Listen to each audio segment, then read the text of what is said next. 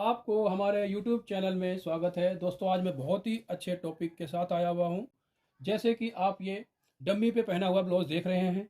आप इसमें देखेंगे कि आगे से गला 7.5 या 8, 8.5 के लमसम डीप है, और अगर आप बैक से छोटा गला है। तो क्या होता है, कई बार आप कटिंग करते हैं तो आपको कंफ्यूजन ये हो जाती है कि इसके तीरे हम यानी शोल्डर कितना हम कम करें, आर्मोल कितना डाउन करें। ये चीज़ आप कंफ्यूज हो जाते हैं। तो उसमें क्या होता है, उसमें आपका ब्लाउज खराब हो जाता है और कस्टमर मायूस होकर के अपने वापस चला जाता है। अगर आप ऐसे काम करेंगे तो कस्टमर आपका सारा टूट जाएगा, आपका काम फ्लॉप हो सकता है। अगर आप काम अच्छा सीखना चाहते हैं, हमारे चैनल में बने रहें, चैनल को सब्सक्राइब कर लें, बेल आइकन की बटन दबा लें ताकि जो वीडियो आए उसकी नोटिफिकेशन आपको मिलती रहे। दोस्तों, देखेंगे इसमें कितनी सुंदर सी फिटिंग आई हुई है। आप ये पहले तो ये प्रिंस कट ब्लाउज है, ये प्रिंस कट ब्लाउज है। इसमें देखेंगे कि कहीं से भी टेढ़ापन नहीं है। कई लोग क्या बनाते हैं तो यहाँ पर से बहुत ही टेढ़ा बना होता है, यानी यहाँ पर इक्वल जो बिल्कुल सीधी लाइन आ रही है, ये अक्सर नहीं होती है। इन सब चीज़ों से आपको अपने हाथ की सफाई अच्छी रखनी है। और ये प्रिंस कट का देखेंगे, ये प्रिंस कट भी आपकी जो सेंटर डॉट का पॉइंट होता है उसके जस्ट ऊपर से आपकी जानी चाहिए। हालांकि जो हमारा मेजरमेंट है ये तो हमने एक डम्मी पे डाला हुआ है, ये बॉडी मेजरमेंट है। बॉडी मेजरमेंट और डम्मी मेजरमेंट में फ़र्क होता है। तो अब ये देखेंगे साइड की फिटिंग कितनी सुंदर सी बिल्कुल स्ट्रेट। अगर आप बैक से देखेंगे तो बैक से देखेंगे कि बैक जिपर ब्लाउज है और काफ़ी फिनिशिंग से इसमें बनाया गया हुआ है। आप यहाँ से भी देख लेंगे, कहीं से भी आपको टेढ़ा या कर्व इसमें या गुलाई जैसे कहें, कुछ भी आपकी भाषा में क्या कहते हैं, वो सिर्फ हमारी फीलिंग को आप समझें कि मैं कहना क्या चाहता हूँ कि ये जो चीज़ होती है, जो परफेक्ट ब्लाउज की फिटिंग होती है, ये इस टाइप से ऐसी होनी चाहिए। तो चलो चलते हैं, सीखते हैं कुछ। ब्लाउज काटने के लिए सबसे पहले आप अपना एक काम करने का तरीका होता है, जो कि मेरा तरीका है कि मैं सबसे पहले बैक कटिंग करता हूं। तो आज भी मैं इस ब्लाउज में ही बैक कटिंग करूंगा। इसके लिए सबसे पहले मेजरमेंट समझ लेते हैं। मेजरमेंट इस प्रकार है कि लंबाई है 15 इंच की, अपर चेस्ट है 35 इंच की, फुल चेस्ट है 36.5 इंच की, 30 इंच की है कमर, तीरा यानी शोल्डर 16 इंच का है, फ्रंट क्रॉच हमने नाप रखी है 11 इंच की, इसका बाजू की लंबाई है 12.5, गुलाई है 11 इंच की, आर्मोल है 17.5 इंच का, बस्ट पॉइंट की हाइट है 10.5 इंच। दोस्तों, ये बॉडी मेजरमेंट है। सबसे पहले मैं अपना पेपर सीधा करूंगा। पेपर इस तरह से निशान लगाएंगे, क्योंकि जैसे कि आपने ये पिक्चर में देखा है कि मैंने इसमें बैक जिपर ब्लाउज बनाया हुआ है। तो बैक जिपर जब ब्लाउज है तो यहाँ से मुझे मार्जिन भी लेनी पड़ेगी। ये हम यहाँ से मार्जिन ले लेते हैं इस प्रकार से। उसके बाद हम एक नीचे लाइन खींच लेते हैं सबसे बिल्कुल इस तरीके से। उसके बाद हमें क्या करना है, जैसे कि लंबाई है 15 इंच की, ठीक 1 इंच ज़्यादा 16 इंच हम निशान लगाएंगे इस प्रकार से, और एक दूसरा निशान लगाएंगे लगभग 7 इंच पर। दोनों निशानों को कर लेंगे हम सीधा। ये हमने निशान सीधा कर लिया है। इसके बाद हम सबसे पहले देखेंगे कि इसमें तीरा कितना है। था इसमें 16 इंच का, जब 16 इंच का तीरा है तो 16 का आधा होता है 8 इंच। इस प्रकार से ऐसे रखेंगे, और पूरा जितना ही शोल्डर है, क्योंकि बोट नेक गला है, पीछे से 3 साढ़े 3 इंच ओपन होगा, तो इसके लिए हमें कंधे इसमें पूरे रखने हैं। यहाँ से इस प्रकार से रखेंगे। रखने के बाद हमें यह डिसाइड करना है कि इसमें कंधी कितनी रखनी है, यानी जो हमारी जो स्टेप होता है कंधी का वो कितना रखना है।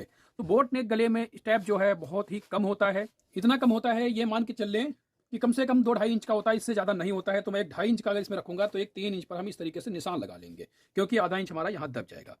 इसके बाद आएंगे अपर चेस्ट। अपर चेस्ट जैसे है 35 इंच, 35 का चौथाई होता है 8.25, इस तरीके से लगाएंगे। और इसमें मैं 1 इंच का कर दूंगा लूज, क्योंकि जब बोट गला खुलता है तो वहाँ पर टोटल में 4 इंच की लूजिंग देनी होती है। तो मैंने 1 इंच का अगर लूज दूंगा तो टोटल में 4 इंच का लूज हो जाएगा। उसके बाद हम जो यहाँ पर अपर चेस्ट आया, अब यहाँ पर रोल आता है। ऐसे गले में जो बोट नेक गले बनते हैं या एन वाले ब्लाउज बनते हैं, वहाँ पर आपके फ्रंट क्रॉच और फ्रंट बैक की दोनों की जरूरत होती है। तो इसमें अगर हमारे पास बैक क्रॉच नहीं है तो उसके लिए हम क्या करेंगे, इसकी जो अपर चेस्ट है 35 इंच, तो 35 इंच का चौथाई भाग हमने लिया था 8.25। बैक क्रॉच निकालनी हो तो उसके लिए क्या करें, आपका जो अपर चेस्ट हो 8वां हिस्सा चाहिए होता है। तो 8वां हिस्सा कैसे करेंगे, या तो आप भाग दे के कैलकुलेट से कर सकते हैं, या फिर आप इस तरीके से इंची टेप यहाँ से इस तरीके से रखेंगे तो उसका 8वां भाग जो भी होगा वो एक्यूरेट निकल आएगा। आपको लेने की जरूरत नहीं है, कि आप जरूरी नहीं है कि आप कैलकुलेट करें। उसके बाद इसमें 3.25 इंच का हम इसमें देंगे तो ये हमारी बैक क्रॉच निकल आएगी। बैक क्रॉच जैसे कि निकली है 14 इंच की, इसको हम इस निशान से इसको मिला देंगे। ये निशान मिलाने के बाद अब इसमें मैं कंधे करीब करीब इसमें डाउन करूंगा, करीब करीब 0.25 इंच से ज़्यादा ही हो, 0.25 इंच से कम ना रखें। आप 1 इंच भी रखेंगे तो चलेगा। तो मैं यहाँ पर देख लेता हूँ, आपको इंची टेप लगा के दिखा देता हूँ कि मैं लेता हूँ इसमें 1 इंच डाउन करूंगा। उसके बाद हम यहाँ से इसको इस तरीके से ये निशान लगा देंगे। ये देखेंगे कि ये मुझे लग रहा है कि कुछ ज़्यादा ही हो रहा है, तो मैं इसको 0.25 इंच ही रखूँगा। इसको थोड़ा सा हम कम कर लेते हैं। ये इतना काम करने के बाद अब आ जाते हैं कमर। कमर जैसे कि आपको बताया हमने 30 इंच है, तो 30 का चौथाई होता है 7.5 इंच। 7.5 में इस तरीके से निशान लगाएंगे। उसके बाद यहाँ पर 1.25 इंच का हम डॉट डालेंगे। इस तरीके से स्लिम फिट बॉडी जब हो तो उसमें 1.25 इंच का डॉट डालें, और अगर आप थोड़ी हेल्थी महिला हो तो उसमें आप सिर्फ 1 इंच का ही प्लेट डालें। तो ये दोनों निशान लगाने के बाद हम इनको कर लेते हैं, इसको इस तरह से मिला देंगे। मार्जिन अपने अकॉर्डिंग बना सकते हैं, आप कम ज़्यादा करना हो तो कर सकते हैं। उसके बाद हम यहाँ पर बैक प्लेट का निर्माण करेंगे। इसको यहाँ से जो हमने यहाँ पर जो आया है उसको इसको यहाँ से एक सेंटर निकाल लेंगे, तो ये हमारी बैक प्लेट बन जाएगी इस तरीके से।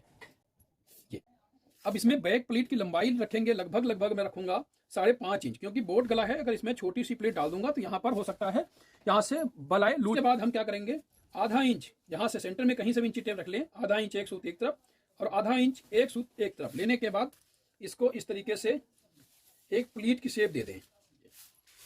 उसके बाद आपने जो ये निशान लगाया था वहां से आप चाहे तो कर्व है इसकी मदद से बना सकते हैं, अन्यथा आप इसको हाथ से भी आप इसको गोलाई दे सकते हैं। अब हाथ से कहेंगे कि मैं पेन से तो कोई कटिंग करता नहीं हूँ कपड़ों की, मैं करता हूँ चौक से, तो मैं चौक से ज़्यादा हमारी अच्छी ड्राइंग है तो मैं चौक से दूंगा। चौक से इस तरीके से आप कुछ इस तरीके से पहले आप रफली बना लें। ये रफ है, कोई भी इसका आप ये मत सोचिए कि ये हमारा ओरिजिनल है। कोई एक आपको शेप चाहिए होगी मेजर करने के लिए। क्या मेजर करने के लिए, आर्म होल। आर्म होल जैसे कि आपको बताया मैंने इसमें था 17.5 इंच का। तो दोस्तों अब इसमें लगेगा कि आपको 17.5 इंच का आर्म होल ज्यादा है। दोस्तों ये बॉडी मेजरमेंट है। चेस्ट 36.5 हो या 36 हो या 37 हो, उसका शोल्डर 16 ही हो सकता है, उसका 15 भी हो सकता है, और हो सकता है उसका 16 हो सकता है, या फिर 16.5 भी हो सकता है। वैसे ही आर्महोल होता है। आर्महोल अपना अपना एक बॉडी का अलग अलग शेप होती है। किसी की आर्महोल की जगह जो है वो ज़्यादा हैवी होती है तो वहाँ पर आपको लूज बनाना पड़ेगा, छोटी है तो आपको टाइट बनाना पड़ेगा। तो इसमें से जैसे मेजरमेंट किया है मैंने कि इसमें 17.5 है, तो ठीक ½ इंच ज़्यादा 18 इंच का आर्महोल हमें यहाँ पर नापना है। किस तरीके से नापना है, जो हमारी यहाँ से सिलाई मार्जिन होती है उसको इस तरीके से हम छोड़ करके नापेंगे 18 इंच।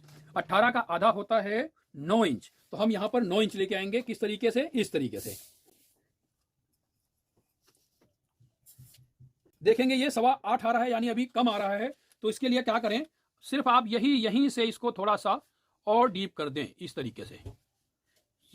ये अब हम इसको दोबारा मेजर कर लेते हैं। देखेंगे दोस्तों बिल्कुल 9 इंच का आ रहा है, यानी पूरा मैंने जो निशान लगाया है ये बिल्कुल ठीक लगा हुआ है। हालांकि आप इसको 2 से 3 बार, आपको जब तक आपका मन भर न जाए कि नहीं मैंने बिल्कुल ठीक निशान लगाया है, तब तक आप इसको कम ज्यादा कर सकते हैं। ये इस तरीके से निशान लगेगा। ये शायद अगर निशान ना आ रहा हो नजर तो मैं आपको दिखा देता हूं। ये हमने इसकी गोलाई दी हुई आर्महोल की।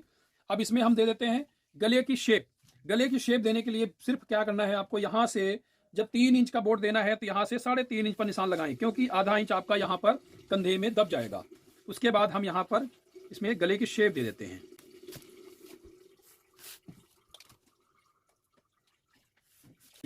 ये हमने गले की शेप दे दी है। अब इसको हम कर लेते हैं कटिंग।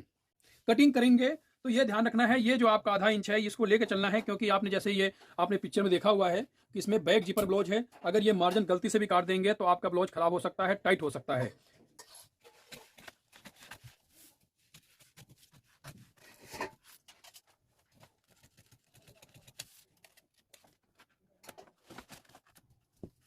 देखेंगे दोस्तों हमारी ये बैक कट गई है। अब मैं करता हूं तो फ्रंटिंग करने के लिए आप क्या करें, जैसे कि आपने ये देखा था कि हमने यहाँ पर ½ इंच में इसमें मैंने लिया था बैक जिप के लिए मार्जिन, उसको इस तरीके से आप फोल्ड कर दें।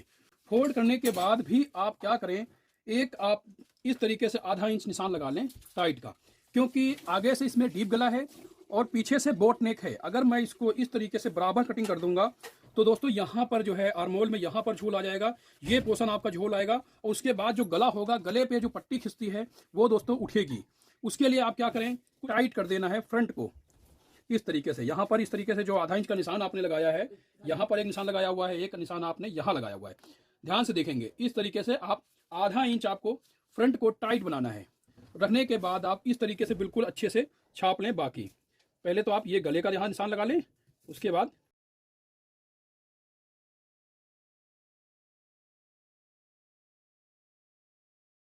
सिर्फ यहाँ तक आपको इतना छापना है। जैसे कि आप जानते हैं कि बैक के मुकाबले फ्रंट का आर्महोल थोड़ा ज़्यादा छटता है। उसके लिए आप क्या करें, पहले तो एक इस तरीके से इतनी लाइन खींचें।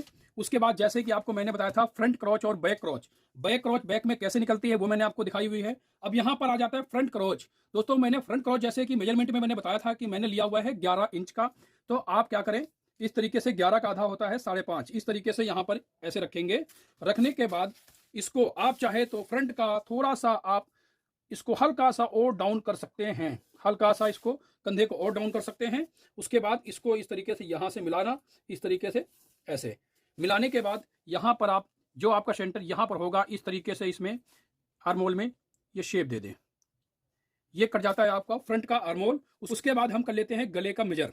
जैसे गला मैंने आपको बताया था आगे से है डीप 8.5 इंच का वी गला। तो क्या करें, 8.5 इंच का जब वी गला है तो आप यहां से आधा इंच नीचे एक पॉइंट इस तरीके से निशान लगा ले। ये पॉइंट क्या है दोस्तों, ये जो सीम अलाउंस होता है सिलाई मार्जिन वो है, उसको छोड़ करके आपको नापना है 8.5, इस तरीके से यहां पर नापें इस तरीके से। उसके बाद एक इस तरीके से एक लाइन खींच दें। उसके ऊपर लाइन खींचने के बाद अब यहां पर मैं तो दूंगा इसकी ड्राइंग करूंगा चौक से, चौक से, क्योंकि हमारा जो चौक से काम करने का तरीका है वो ज्यादा अच्छा आता है। इस तरीके से आप इसमें एक गले की शेप दे देंगे, वी गले की, ये दे सकते हैं, या फिर आप इसमें भी थोड़ा सा जैसा भी आपको चाहिए वैसा आप बदलाव कर सकते हैं। उसके बाद जैसे ये देखेंगे इसमें मैंने गले की शेप दे दिया, ये आप दे सकते हैं, या फिर आपको ये जो फ्रेंच कर्व आता है इसकी मदद से भी आप इस तरीके से आप दे सकते हैं। ये आपको काम कैसे करना है वो आपको आना चाहिए। देखेंगे कि मैंने इसके फ्रेंच कर्व की मदद से मैंने वी गले की शेप दे दी है। इसके बाद आपको क्या करना है, जैसे कि मैंने मेजरमेंट बताया था, ये रख लेता हूं कि ये जो यहाँ से बस्ट की हाइट जो आती है वो कितनी है। तो जैसे बताया था मैंने 10.5 इंच है। जब मैंने मेजरमेंट लिया है तो 10.5 लिया हुआ है, तो ठीक आधा इंच ज्यादा एक हम 11 इंच पर इस तरीके से निशान लगा लेंगे ये। उसके बाद लाइन को कर देंगे सीधा। अब देखेंगे कि मेजरमेंट के हिसाब से 36.5 के हिसाब से 10.5 इंच बस्ट का हाइट काफी ज्यादा है, लेकिन दोस्तों ये हाइटेस्ट महिला है, इसकी हाइट अच्छी है, तो उसी हिसाब से इसकी ब्लाउज भी बनेगा। अब इसमें ये तो आपकी आ गई हाइट। अब इस बस्ट का सेंटर है लगभग 3.25 इंच का। अब मैं तो लगा दूंगा यहां पर 3.25। अब आप कहेंगे ये कहां से आया, तो नॉर्मल सी बात है कि जरूरी है आप पूछें कि ये क्या है दोस्तों। ये है दोस्तों, जैसे कि अब यहां पर आपको जैसे बताया था कि हमने जब बैक कटिंग किया हुआ था तो मैंने अपर चेस्ट के हिसाब से किया था। बैक में मैंने कहीं भी ये फुल चेस्ट का इस्तेमाल नहीं किया है। मैं फुल चेस्ट का इस्तेमाल करूंगा फ्रंट में। कैसे करूंगा, जैसे कि इसकी फुल चेस्ट थी 36.5 इंच, अब इसको 7.5 को हटा करके आप 37 मान लें इसको। तो 37 को आप क्या करना है, 37 को आप भाग दे दें 10 से, तो आंसर आएगा 3.7। आप चाहे तो इसको कैलकुलेट करके आप देख सकते हैं, यही आएगा। और इससे 1-2 सूत लगभग इधर से उधर चलता है। तो हमने ये जो लिया हुआ है वो यही लिया हुआ है कि ये देखें 3.7 मैंने लिया, यानी 3.25 इंच लिया हुआ है। जो 3.25 लिया हुआ है, ठीक है, नीचे निशान लगाएंगे ये, ताकि ये लाइन हमारी बिल्कुल सीधी खींचे। ये हमने ये लाइन खींच दिया है। लाइन खींचने के बाद अब क्या करना है, यहां पर 0.25 इंच पीछे एक और लाइन खींचनी है इस तरीके से। उसके बाद ये जो आपने 0.25 इंच ये निशान लगाया हुआ है, यहां से इस पॉइंट को इस तरीके से ऐसे मिलाना है, ऐसे। तो एक देखेंगे ये एंगल बनाएगी। तो आपने देखा है कि जैसे प्रिंस कट ब्लाउज होता है, तो प्रिंस कट ब्लाउज में एक आर्मोल में प्लीट जाती है, तो वो यही जाती है। यहीं से आप इसको इस तरीके से इसकी ये कर दें, आर्मोल में कर दें। चाहे तो आप नोक से ही कर सकते हैं, हालांकि जब यहां से जुड़ता है तो थोड़ी सी गुलाई होकर जाती है, तो मैंने यहां पर आधा इंच ऊपर ले लिया है। ठीक है, ये इस तरीके से आर्मोल में जाएगी। अब इसके बाद क्या करें, यही आपका जो आपने लिया हुआ है 3.25 इंच, यही आपका सारा खेला है। अब इसमें क्या करें, देखेंगे इसमें जो मैंने 3.25 लिया था उसमें से आप 0.25 इंच कम कर दें तो बचेगा कितना, 3 इंच। जब 3 इंच बचेगा, इस 3 इंच को आपको क्या करना है, जो आपने ये नई रेखा खींची वहां से एक 3 इंच पर इस तरीके से लाइन खींचना है, और लगाने के बाद इस तरीके से बिल्कुल सीधा इस तरीके से फुट्टा रख देंगे। रखने के बाद एक निशान इस यहाँ नीचे लगाएंगे, एक लगाएंगे ऊपर, लेकिन पूरी लाइन नहीं खींचनी है। उसके बाद आप हल्का सा इसको इस तरीके से क्रॉस कर दें, आधा इंच पीछे एक लाइन खींचें इस तरीके से, और लाइन को कर दें इसके ऐसे सीधा। ये लाइन ये खींचनी है आपको। खींचने के बाद अगर आपको हाथ से प्रिंस कट की शेप देनी आती है तो हाथ से भी दे सकते हैं, क्योंकि सबके पास तो ये फ्रेंच कर्व नहीं होता है। अगर नहीं है तो आप इसको जरूर परचेस करें, और आज मैं बताऊंगा हाथ से कैसे शेप देते हैं। तो दोस्तों इस तरीके से आप यहां पर ऐसे रखेंगे, और इस तरीके से आपको लेके आना यहां से इस तरीके से, और ये आपको यहां पर इसमें मिल जाना। ये देखेंगे इसमें बहुत ही सुंदर सी एक बार में प्रिंस कट की शेप आ चुकी है। अब करना क्या है, आपको ये चीज नापना है। ये देखना ये कितना है दोस्तों, ये है पूरा 3 इंच। अब 3 इंच को क्या करना है, अब जैसे कि कमर इसकी थी 30 इंच, 30 का चौथाई होता है 7.5, 7.5 इंच। तो 7.5 इंच क्या करना है, यहां रखना है, इस वाले लाइन पे जो हमने खींची थी वहां पर इस तरीके से 7.5 रखना है, और जो हमने ये 3 इंच लिया हुआ था, जो हमने ये 3 इंच लिया हुआ है, वहां से यहां से कर देंगे इसको माइनस, इस तरीके से एक निशान लगा लेंगे। उसके बाद हम इसको यहां से इस तरीके से लाइन नई खींचेंगे। ये जो नई लाइन खींचेंगे उसके बाद हम ये बैक उठाएंगे। दोस्तों ये पोर्शन जो होता है बैक साइड का फिटिंग वाला, ये तो आगे पीछे नॉर्मल सी बात है, बराबर होता है। तो आप इस तरीके से जो लाइन आपने बैक में खींची हुई है इसको बिल्कुल इस तरीके से मिला दें। ये थोड़ी सी सिलाई इस तरीके से ऊपर चढ़ेगी।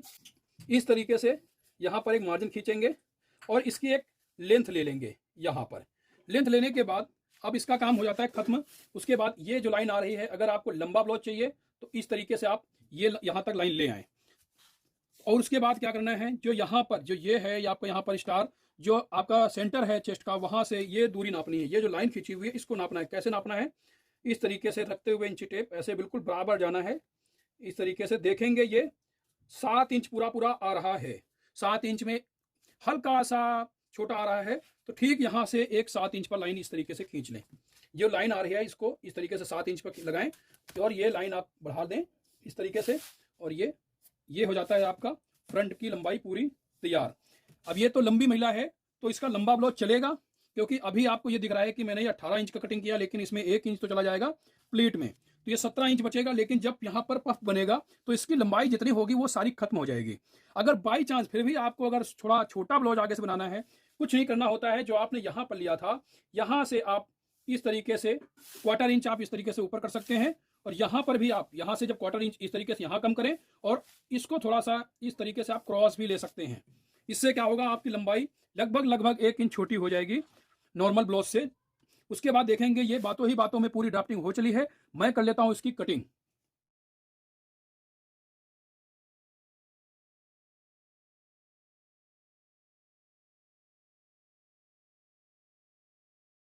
ये कटिंग हो गई है। अगर आपको यही ब्लाउज अगर सिंगल डॉट में आपको बनाना है तो क्या करें, कुछ नहीं, सिर्फ आपको यहाँ पर जो आपने ये सिलाई लिया हुआ यहाँ पर एक पैर का इस तरीके से मार्जिन ले लें।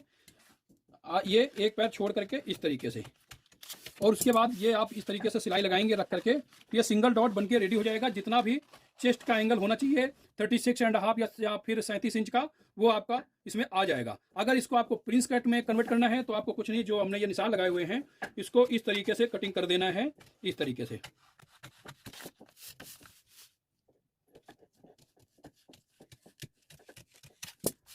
और इसके बाद ये हम यहाँ पर इसके कुटके उठा लेते हैं, क्योंकि ये कुटके उठाना बहुत जरूरी है। जब सिलाई लगाएंगे तो यहाँ पर ये कुटके से कुटका मिलना चाहिए।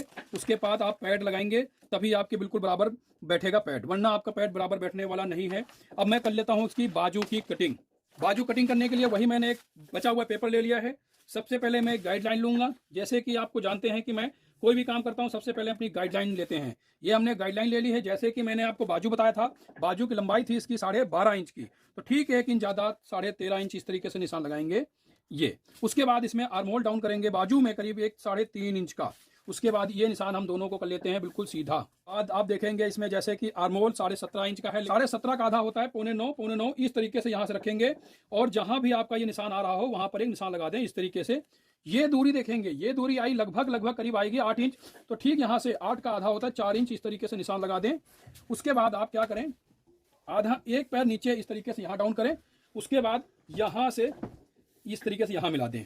उसके बाद बाजू की गुलाई जैसे थी इसमें 11 इंच की, 11 का आधा होता है 5.5, इस तरीके से निशान लगा दें। निशान लगाने के बाद इसमें आप सीधी इस तरीके से शेप ना दें। अगर इस तरीके से आप शेप देंगे तो 100% मैं कह रहा हूं कि लंबी बाजू आपकी फिटिंग आने वाली नहीं है, क्योंकि मैं आपको लगा के दिखा देता हूं। अगर आप ये सीधी देंगे ये यहाँ पर लूज आएगा। और उसके बाद लगाना किससे है, इस वाली शेप से लगाना है, शेप स्केल से। इसको ऐसे रखेंगे और ये निशान पर रखेंगे और देखेंगे ये इस तरीके से लगाएंगे तो ये आधा इंच यहाँ से आपका ये जो झोल आ रहा था ये यहाँ से खत्म कर देगी। और उसके बाद एक मार्जिन लगा लें, जितना भी मार्जिन आपने बैक और फ्रंट में लिया हुआ है उसी हिसाब से इसमें बाजू में लगा लें इस तरीके से। और उसके बाद ये जो आपका यहाँ पर नोक बन रही है उसको आप चौक से खत्म कर लें, या फिर आप वैसे कैंची से भी खत्म कर सकते हैं और इसको इस तरीके से उठा दें। अब हम कटिंग कर लेते हैं।